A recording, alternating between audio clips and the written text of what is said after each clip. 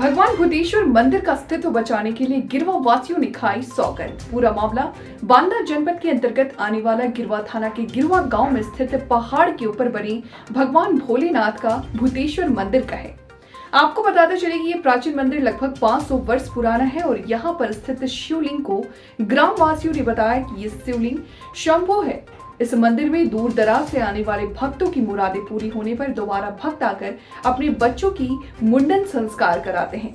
इसी मंदिर के पास एक कुआं व पहाड़ भी है, जिस पहाड़ पर कुछ लोगों द्वारा अपनी निजी लाभ को देखते हुए आए दिन पहाड़ पर प्लास्टिक पर पहाड़ का खनन कार्य किए जाने से नाराज मंदिर कमेटी के गिरवा ग्राम वासियों ने भरी रोष व्यक्त है। ग्राम वासियों ने मीडिया कर्मियों को बताया कि आए दिन पहाड़ में ब्लास्टिंग किए जाने से पहाड़ के बड़े बड़े पत्थर हमारे घरों में व गौशाला में गिरते हैं, जिससे कई गायों की मौत भी हो चुकी है और हमेशा किसी अनहोनी की शंका सताती रहती है। साथ ही ये भी बताया कि पहाड़ पर रहने वाले बंदर पहाड़ छोड़कर बस्ती में घुसकर उत्पात मचाते हैं और हमारा आए दिन नुकसान करते हैं। आज मंदिर के महंत व ग्रामीणों ने जिला प्रशासन के साथ साथ माननीय मुख्यमंत्री योगी जी के तत्काल प्रभाव से पहाड़ पर किए जा रहे खनन पर रोक लगाने की मांग करते हुए चेतावनी देते हुए शपथ खाई है कि अगर ये खनन कार्य पर रोक नहीं लगाई जाती है तो आने वाले लोकसभा चुनाव का पूर्ण रूप से बहिष्कार करेंगे। आज आप यहाँ कहाँ आए थे? यहाँ आए थे मुंडन करवाने। ये कौन सा मंदिर है? शिव का मंदिर है। तो क्या मान्यता थी आपके यहाँ आने की? हम लोग पहले मान गए थे बच्चे के लिए, वही करवाने। तो बच्चा हो गया, तो मनौती आपकी पूरी हो गई, इसीलिए आप यहाँ आए थे आज मनौती को पूरी करने के लिए ना। भागलपुर नवगछिया एसपी सुशांत कुमार सरोज ने गोपालपुर थाना में प्रेस वार्ता आयोजित करके एक बाइक पर सवार 3 अपराधियों ने अलग अलग 3 स्थानों पर हथियार के बल पर लूट कर पल्सर बाइक के 3 मोबाइल व नकद रुपए लूट लिए हैं। घटना की जानकारी मिलते ही गोपालपुर थाना अध्यक्ष ने तत्काल एसडीपीओ व इस्माइलपुर थाना अध्यक्ष को मामले की जानकारी देकर सड़क पर सघन वाहन चेकिंग अभियान चलाया। इस क्रम में एसडीपीओ दिलीप कुमार व इस्माइलपुर थाना अध्यक्ष द्वारा लूट में प्रयोग की गई अपराधियों की बाइक व इस्माइलपुर थाना क्षेत्र के कमलाकुंज निवासी सोनू यादव पिता रमेश यादव को गिरफ्तार कर लिया, परंतु कहां से पुलिस को चकमा देकर पूरी लूटी हुई बाइक से 2 लुटेरे भागने में सफल रहे। वहीं गोपालपुर थाना अध्यक्ष ने पीछा कर लूटी गई बाइक के साथ अमन कुमार पिता विनोद पासवान ग्राम 3 टंगा करारी को गिरफ्तार कर लिया। एक अन्य अपराधी अमित यादव पिता दिनेश यादव ग्राम 3 टंगा करारी से रविवार की सुबह गिरफ्तार कर लिया। नौकच एसपी ने बताया कि अमित यादव दिन दहाड़े गोली फायरिंग के मामले में जेल की हवा खा चुका है तथा सोनू गांव के छोटी मोटी घटना में शामिल रहता है।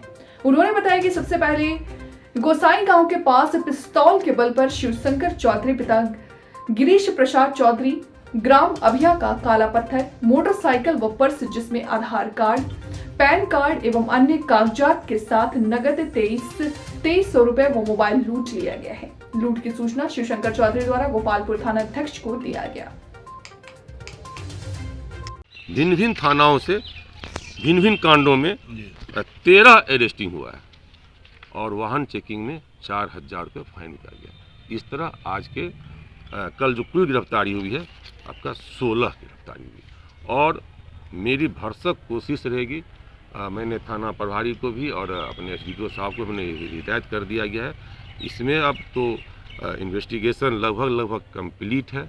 इससे अच्छे से डायरी लेखन हो जाए, टाइम पर सुपरविज़न हो जाए, टाइम पर चार्जशीट हो जाए, ताकि इसको हम 1 महीने के अंदर हम जो है एसपीडी ट्रायल चलवा के सजा दिलाएं। सर्वोदय मंडल के नेता लक्ष्मण सिंह ने भू माफियाओं के खिलाफ खोला मोर्चा। पीड़ितों के साथ अधिवक्ता लक्ष्मण सिंह ने फतेहगढ़ कलेक्ट्रेट पहुंचकर डीएम को दिया ज्ञापन। लक्ष्मण सिंह ने मामले पर जांच करने की मांग की है। जांच न होने पर कलेक्ट्रेट में ही धरना प्रदर्शन करने को किया ऐलान। दिए गए प्रार्थना पत्र के अनुसार पीड़ित देवेंद्र नेत्रपाल मंजित सिंह की कादरी गेट के लकुला मार्ग में पुश्तैनी जमीन। पीड़ितों का आरोप है कि कुछ दिन पूर्व भूमाफियाओं ने जमीन को कब्जा कर लिया, किया विक्रय। पीड़ितों के अनुसार वर्ष 1985 में शिव सहकारी समिति में शामिल कर ली गई थी उनकी जमीन। समिति से जुड़े हुए लोगों ने अपने नाम बढ़वाकर जमीन का किया बंदरबाट। सर्वोदय मंडप के नेता अधिवक्ता लक्ष्मण सिंह ने बताया कि टीम ने 8 से 10 दिन में जांच कर कार्रवाई की रखी है और जांच कार्रवाई सही न होने पर कलेक्ट्रेट में जिला अधिकारी कार्यालय के सामने बैठकर देंगे धरना। फतेहगढ़ स्थित कलेक्ट्रेट का मामला। वकील साहब क्या मामला लेकर आए? मामला ये है कि अल्लाह नगर उर्फ बड़पुर इस समय जिला में चर्चा में है। यहाँ करोड़ों रुपए का खेल हुआ है, चाहे वो विनिमय क्षेत्र का हो और चाहे वो भूमिधरी का है। ऐसा है, देशराज सिंह और बादाम सिंह सगे दो भाई हैं। सगे दो भाई हैं। इनकी बेशकीमती करोड़ों की जमीन अल्लाह नगर उर्फ बड़पुर आन रोड पड़ी हुई है। आज तक कोई निर्माण नहीं हुआ है। पूर्वजों के मरने के बाद भूमाफियाओं ने आपस में साठ-गांठ करके पहले अपना नाम चढ़ाया, फिर बिक्री करी, फिर और बिक्री कर दी। भूमाफियाओं के नाम कुछ है? भूमाफियाओं के नाम तो जांच में आएंगे। जांच के लिए मैंने कापी दी, जिससे जांच आ जाए। जांच के आधार पर या तो FIR कराएंगे या फिर जांच के आधार पर कोर्ट जाएंगे। ये मसला है इसमें। ये बहुत बड़ा रैकेट है। कादरी गेट से जैसे लकुला के लिए जाते हैं, ऑन रोड पड़ी हुई जगह है, इसमें सब बैनामा फर्जी हुए हैं। साहब ने भी कहा कि साक्ष्य दीजिए, तो साक्ष्य हम कल दे देंगे। बैनामा वगैरह जांच होनी। क्या आश्वासन दिया अभी? हमारे काम में आप सब लोग जानते हैं, आश्वासन से काम नहीं चलता है। अगर आश्वासन पर होगा तो हम ये बात कह के आ रहे हैं कि हम अनशन यही करेंगे बैठ के, वहाँ नहीं जाएंगे। धरना स्थल पर लक्ष्मण सिंह नहीं जाएंगे, हमारी बपौती है, यहीं बैठेंगे। इसलिए निष्पक्ष जांच 7 दिन 10 दिन में करा दें, आगे की देखी जाए। धन्यवाद। अपराधियों ने भागलपुर के कजरौली थाना क्षेत्र अंतर्गत स्थित गौरा चौक स्थित मां शक्ति पेट्रोल फ्यूल सेंटर के स्टाफ से अहले सुबह करीब 4:35 पर लूट की वारदात को अंजाम दिया गया। पंप स्टाफ से 62,000 रुपए लूट की बात सामने आ रही है। अपराधियों के निकल जाने के बाद पंप स्टाफ ने पंप मालिक को घटना की जानकारी दी। तत्पश्चात कसरौली थाना पुलिस को लूट की जानकारी दी। पंप स्टाफ विक्रम यादव ने बताया कि वह पंप पर ड्यूटी में थे, तभी 2 बाइक से 6 लोग पहुंचे और 100 रुपए की पेट्रोल देने की बात कही। जैसे ही पेट्रोल देने के लिए बढ़े तो पीछे से एक युवक ने मुंह दबाकर पंप के अंदर के ले गए और मारपीट कर रुपए छीन लिए और वहां से 3 मोबाइल भी लेकर चलते बने। लूट की सारी घटना वहां लगे सीसीटीवी कैमरे में कैद हो गई है। रकम लूट की सूचना पर पुलिस महकमे में हड़कंप मच गया है। सूचना पर पहुंची कसरौली थाना पुलिस तकनीकी अनुसंधान की टीम व घटनास्थल पर पहुंचकर जांच पड़ताल शुरू कर दी है।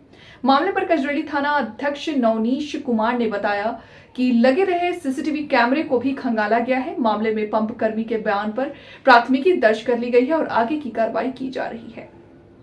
आवाज दिया, इधर आइए, तेल लेने गए तो एक बाइक वाला नोजल पे था, एक आगे था।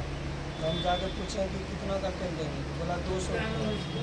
उसके बाद एक पहला वाला बाइक जो साइड में खड़ा था उसको क्रॉस करके उस बाइक पे अभी गए भी नहीं थे, बस पीछे से मुँह दाब के पकड़ लिया, 2-3 आदमी पकड़ के लाके बरंडा में बैठा दिया। यहाँ पे बरंडा में बैठा के कुर्सी मूड़ी काट के पिस्टल सटा के पैसा वैसा लेने के बाद अंदर रूम में लेके चला गया। अंदर में मारपीट कर रहा था, और पैसा दो, और कहाँ है, चाबी दो, ही दो। उसके बाद 2 लड़का और अंदर में था, मनीष और गोपाल। मनीष को जगाया, मनीष के पास भी पैसा था, मनीष ने पैसा ले लिया, मोबाइल ले लिया, गोपाल का मोबाइल ले लिया। एगो मेरा मोबाइल पैसा जो जेब से अपने से निकाल लिया। टोटल कितना पैसा लिया? टोटल 62,000 दोनों आदमी से लिया। और 3,000। कितने लोग था वो लोग? 6 लोग। टोटल 6 लोग था। 2 बाइक था। मुंह ढका हुआ था कि वैसे बॉक्स लगा था, किसी का गमछी। मास्क लगा हुआ था, प्लस में क्या नाम आपका? विक्रम यादव। क्या है यहाँ पर? नौजन में। मनीष और गोपाल नौजन में है। हाँ। गोपाल रात को तो पीटे करता है, मारपीट करता है। हाँ बोला तो। भागलपुर नाथनगर करियर चौक के बगल फील्ड में विश्व मिशन कल्याण संगठन के तहत संत रामपाल जी के विचारों को मुख्य उद्देश्यों के लोगों के बीच रखा गया, जिसमें 300 से ज्यादा संख्या में महिला पुरुष संत शामिल थे।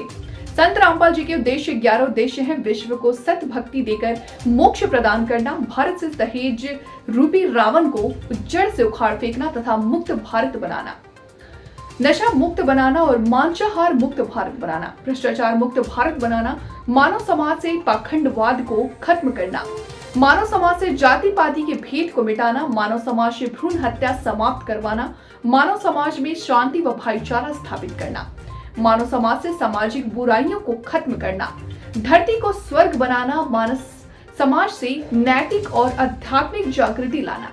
ये सब सभी संतों के बीच वीडियो चलाकर संगठन के लोगों के द्वारा रखा गया।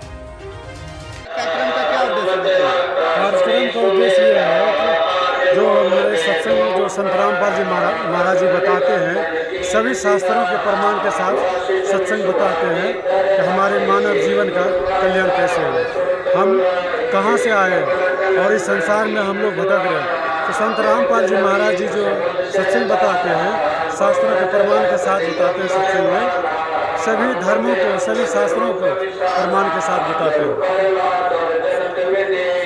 कहाँ से लोग आए हैं इसमें कहलगांव प्रखंड से, कोई जगदीशपुर प्रखंड से, सुल्तानगंज से, बोराडी प्रखंड से, नवगछिया से, नारायणपुर से, बिहपुर से, सभी प्रखंडों से, सभी भागलपुर जिला के सभी तरह से, सभी जगह से लोग यहाँ पर आए हैं।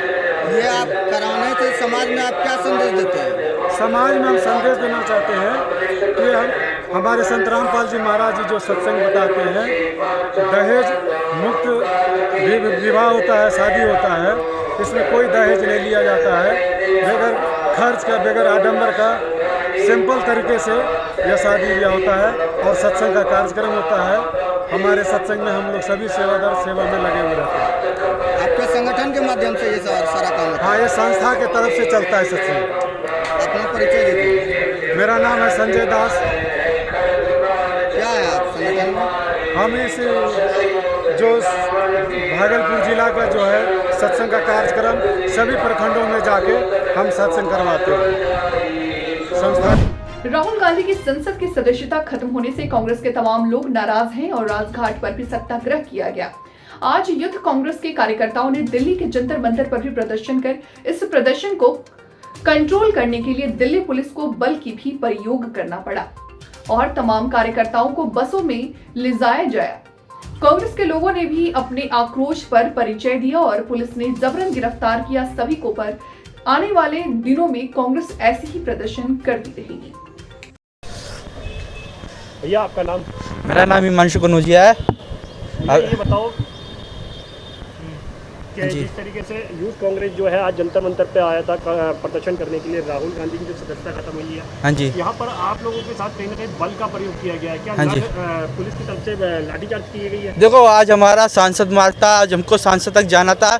जो राहुल गांधी को जो डिस्क्वालीफाई किया है, अभी कोर्ट ने 1 महीना दिया है हाई कोर्ट जाने के लिए, लेकिन जो उनका जो बीच में तुरंत 24 घंटे के अंदर कहीं पार्लियामेंट पे दोबारा अडानी के खिलाफ तो तुरंत 24 घंटे के अंदर उनको सस्पेंड कर दिया गया। इसके लिए आज युवा कांग्रेस सड़क पर उतरी थी। आज हमको सांसद मार्च करना था, हमको पुलिस ने यहीं रोक दिया, हम पे लाठी बरसाने लगे और आज ये देखिए मेरे कपड़े फाड़ दिए, मेरा जूता निकाल दिया, ये मेरी पैंट आज ये देखो फंस गई है, फट गई है। और आज हमारे हैं चोर कम से कम 50 लोगों का आइए और 450 से ज़्यादा लोग आज युवा कांग्रेस के, भारतीय युवा कांग्रेस जो दूर दूर से छत्तीसगढ़, राजस्थान, केरला, तमिलनाडु जो दूर दूर से आए हैं, 500 से ज़्यादा ने अपनी हिरासत दी है। और युवा कांग्रेस लगातार, एक दिन नहीं, आज नहीं, लगातार 2024 तक पार्लियामेंट में सड़क पर रहेगी। और आज जंतर मंतर पे क्या, कल कहीं और करेंगे, कहीं और करेंगे, रोज़ युवा कांग्रेस प्रदर्शन करेगी। हमारे नेता को डिस्क्वालीफाई किया गया है और हम चुप नहीं बैठेंगे। अगर हमारे नेता चुप नहीं बैठेंगे, कल प्रियंका गांधी जी ने भी बोला कि अब हम चुप बैठने वाले नहीं है और सत्याग्रह करेंगे। और आज से हमारा प्रोटेस्ट कोई उसका नहीं था, हमें पुलिस ने जानबूझ के रोका। और जैसे कि तमाम दल, विपक्षी दल भी हमारे साथ आ रहे हैं, जैसे जो नहीं थे ये तृणमूल कांग्रेस हमारे साथ नहीं आ रही थी, आम आदमी पार्टी हमारे साथ नहीं आ रही थी, अब वो भी राहुल गांधी को एक नेता के तौर पे देख रहे हैं। राहुल गांधी आने वाले 2024 के लिए प्रधानमंत्री का चेहरा होंगे। अलीगढ़ में फसल बर्बाद होते देख सदमे में 40 वर्षीय किसान की मौत हो गई। दरअसल 7 बीघा गेहूं की फसल में बारिश व ओलावृष्टि होने के कारण किसान अचानक बेहोश हो गया। वहीं जब स्थानीय लोग उसे सामुदायिक स्वास्थ्य केंद्र ले गए तो किसान को डॉक्टर ने मृत घोषित कर दिया। घटना थाना खेर इलाके के बजेड़ा गांव की है। किसान की मौत से परिवार में कोहराम मच गया है। बेमौसम बारिश के चलते किसान परेशान हैं। वहीं खेर इलाके के बजेड़ा में रहने वाले किसान राजेश कुमार सोमवार को सुबह खेतों पर गेहूं की फसल देखने गए थे, जहां बेमौसम बारिश के कारण 7 बीघा खेतों में खड़ी गेहूं की फसल जल भराव के चलते बर्बाद देख माथा चकरा गया। किसान राजेश बेहोश होकर जमीन पर गिर पड़ा। वहीं आसपास खेतों में काम कर रहे स्थानीय ग्रामीण दौड़कर मौके पर पहुंचे। खेतों में बेहोश पड़े किसान राजेश के परिवार को सूचना दी गई। सूचना मिलते ही परिजन खेतों में पहुंचे। बेहोशी की हालत में किसान राजेश को उठाकर उपचार के लिए सामुदायिक स्वास्थ्य केंद्र खैर ले जाया गया, जहां डॉक्टरों ने 40 वर्षीय किसान राजेश को मृत घोषित कर दिया। क्या नाम है तुम्हारा? मेरा नाम देवेंद्र कुमार बघेल है। कहाँ के रहने वाले हो? गांव बजेड़ा के रहने वाले हैं। अच्छा, क्या घटना हुई है, किस जगह पर हुई है? ये ऐसा है, हमारा भाई है जो छोटा, क्या नाम है इनके? इनका नाम राजेश कुमार है, सन ऑफ सिंह, तोड़र सिंह। ये खेत पे देखने गए थे। इनका 7 बीघा खेत बेकार हो गया था पानी से। उस खेत पर टहल के आ रहे थे, वहीं पता नहीं क्या हुआ, ये बेहोश हो गए और इनके मुंह से झाग निकले और खून आया। और खून आने पर जैसे हमें मालूम पड़ी, हम इन्हें लेके आए और सामुदायिक हॉस्पिटल पहुँचते पहुँचते इन्हें मृत घोषित कर दिया। यहाँ जो है सामुदायिक हॉस्पिटल खैर में। ये गांव बजेड़ा की घटना है, ये सुबह की। कितनी उम्र रही होगी इनकी? इनकी उम्र 42 साल के करीब है, 40 और 42 के बीच में। बच्चे? इनके 2 बच्चे हैं, 2 लड़के हैं और बड़े लड़के की उम्र जो है 5वीं में पढ़ रहा, तो ऐसा होगा 10 साल का सा, छोटा और छोटा है। इंडियन मेडिकल एसोसिएशन द्वारा आज जिलाधिकारी को सौंपा ज्ञापन। राजस्थान विधानसभा में डॉक्टरों के भारी विरोध के बावजूद भी राइट हेल्थ बिल पास कर दिया। फर्रुखाबाद आईएमए के सभी सदस्य राजस्थान सरकार के इस बिल का हम सभी विरोध करते हैं। राजस्थान सरकार द्वारा हड़ताली डॉक्टरों पर पानी व डंडे से प्रहार किए जाने का हम सभी आईएसएम फर्रुखाबाद के सदस्य विरोध करते हैं व आज हम सभी इसके विरोध में 27 मार्च 2023 को सभी सदस्य काली पट्टी बांधकर कार्य करेंगे। कलेक्टर सभागार में मौजूद रहे doctor K M Dwivedi, doctor Saroj Bala, doctor Sudha Singh, doctor Alka Jain, doctor Mamta Agarwal, doctor Preeti Ranjan, doctor NK Agarwal, doctor Arvind Gupta, doctor Vishal Agarwal आदि मौजूद रहे। डीएम साहब को ज्ञापन दिया है, क्या है पूरा मामला? देखिए, ये मसला ये है कि हमारी राजस्थान सरकार जो है उसने एक बिल पास किया है, राइट टू हेल्थ। माने अगर मरीज किसी भी प्राइवेट हॉस्पिटल में जाता है तो उसे इलाज करना है, उससे पैसे नहीं मांगेंगे। बाद में उसकी चिकित्सा की जो व्यय की प्रतिपूर्ति है वो सरकार करेगी। बात कब करेगी पता नहीं। चलो ठीक है, इलाज हम लोग शुरू कर देते हैं। अब उसको खून की कमी है तो एक डॉक्टर कितने मरीजों को खून दे पाएगा? तो राइट टू हेल्थ तब हो सकता है जब हमारे पास ये चीज़ें मिले, वरना पॉसिबल नहीं।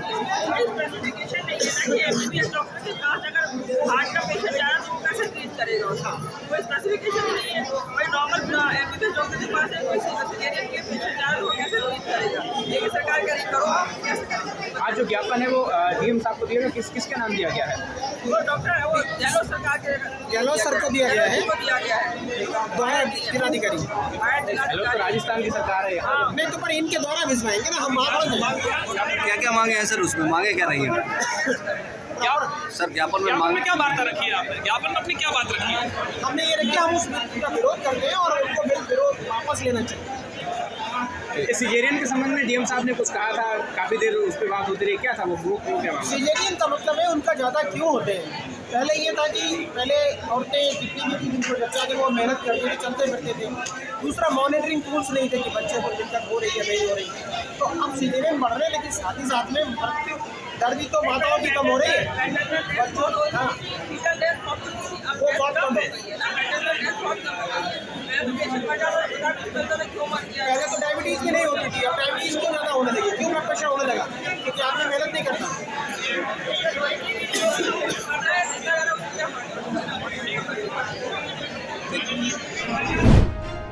जनपद शाहजहांपुर से इस वक्त की बड़ी खबर। जिलाधिकारी उमेश प्रताप सिंह ने सभी बाल विकास परियोजना अधिकारी, प्रभारी परियोजना अधिकारी एवं सुपरवाइजरों को निर्देशित किया कि नियमित रूप से गांव को भ्रमण कर परियोजनाओं को जमीनी स्तर पर उतारा जाए और क्रियान्वयन की स्थिति देखें और कमी पाए जाने पर संबंधित के विरुद्ध कार्रवाई की जाए। उन्होंने निर्देश किया कि निरीक्षण के दौरान जो आंगनबाड़ी कार्यकर्ती अनुपस्थित पाई जाती है तो उनके विरुद्ध कार्रवाई की जाए। जिलाधिकारी ने जोर देते हुए कहा कि बाल विकास एवं पुष्टाहार विभाग की योजनाएं धरातल पर प्रभावी रूप से लागू हो, ये सुनिश्चित किया जाए। जिलाधिकारी ने मोटा अनाज प्रयोग किए जाने के संबंध में शासन के प्राप्त निर्देशों का पालन सुनिश्चित कराए जाने के निर्देश दिए। उन्होंने पोषण पखवाड़े के दौरान आयोजित की गई गतिविधियों की समीक्षा भी की। साथ ही निर्देश दिए कि सभी केंद्रों पर वजन मशीन चालू हालात में हो, ये सुनिश्चित किया जाए। तिल्हार कांड एवं कलान परियोजनाओं से प्राप्त रिपोर्ट में दर्ज की गई बच्चों की लंबाई की जांच कराए जाने के निर्देश दिए। उन्होंने कुपोषित श्रेणी से पोषित श्रेणी में आए बच्चों की भी रैंडम जांच कराए जाने के निर्देश दिए। जनपद शाहजहांपुर से इस वक्त की बड़ी खबर। शाहजहांपुर में जिलाधिकारी उमेश प्रताप सिंह की अध्यक्षता में नशा मुक्त भारत अभियान के अंतर्गत गांधी भवन प्रेक्षागृह में विशेष कार्यशाला का आयोजन किया गया। कार्यशाला का शुभारंभ जिलाधिकारी उमेश प्रताप सिंह ने दीप प्रज्वलित करके किया। कार्यशाला में अधर्व कल्चरल संस्थान के नुक्कड़ नाटक के माध्यम से युवाओं को नशे से होने वाले दुष्प्रभावों के बारे में जागरूक किया। कार्यशाला में स्वयं सभी संस्थाओं सहित आम जन मानस के भी प्रतिभाग लिए। जिलाधिकारी उमेश प्रताप सिंह ने अपने संबोधन में कहा कि नशा हमारे समाज को खोखला कर रहा है तथा समाज को बचाने के लिए नशा मुक्ति अभियान को पूरे जनपद में प्रभावी रूप से लागू करना होगा। उन्होंने लोगों को नशे की लत से दूर रहने की अपील करते हुए कहा कि अवैध रूप से नशीले पदार्थ, ड्रग इत्यादि विकास की सूचना तत्काल पुलिस प्रशासनिक अधिकारियों को दे। जिलाधिकारी ने कहा कि व्यापक जन सहभागिता के बिना अभियान में सफल नहीं बनाया जा सकता है, इसलिए उन्होंने कहा कि नशे की लत से परिवार ही नहीं अपितु आने वाले पीढ़ी को भी इसका दुष्प्रभाव झेलना पड़ता है। नशे की लत से हमारा समाज में अपराध का भी जन्म होता है। किसी भी प्रकार के नशे से दूर रहना चाहिए। फिलहाल वक्त हो चला एक छोटे से ब्रेक का। जल्द हाजिर होंगे ब्रेक के बाद। तब तक के लिए बने रहे हमारे साथ। हमें दीजिए इजाजत। नमस्कार।